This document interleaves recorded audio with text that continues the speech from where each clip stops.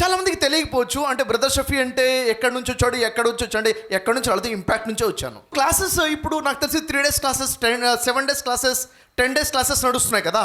అప్పుడు 30 days classes, 30 days ఉండే ఆ క్లాసెస్. ఆ 30 days క్లాసెస్ అటెండ్ అయ్యాను. అంటే చాలా ఇన్వాల్వ్ అయ్యేవాడిని. ఎవ్రీడే ఈవినింగ్ ఉండేది. ఈవినింగ్ 5 o'clock నుంచి 8 o'clock వరకు 3 hours ఏదో క్లాసెస్ ఉండేవి. కంప్లీట్గా డైలీ ఒక ట్రైనర్ వచ్చేవాళ్ళు చెప్పేవాడు.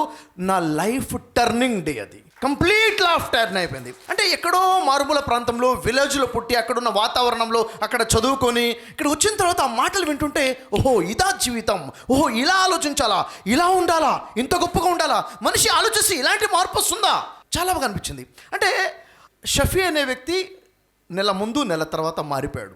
ఆ టైంలో నేను గంపా నాగేశ్వర గారికి కాల్ చేసి వారి ఆఫీస్కి వారు పిలిస్తే వెళ్ళాను. సార్ ఈ క్లాసెస్ విన్నాను కదా, చాలా బాగున్నాయి, నేను ఏం చేయాలి, నాకు గైడెన్స్ ఇవ్వండి. ఓ పంచే షఫీ, ఇవే క్లాసెస్ నువ్వు చెప్పు అన్నారు. ఏమన్నారు?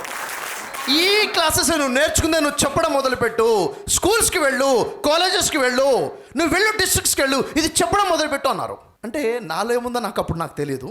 గుర్తించే వ్యక్తి గుర్తిస్తాడు, అదే గురువు అంటే.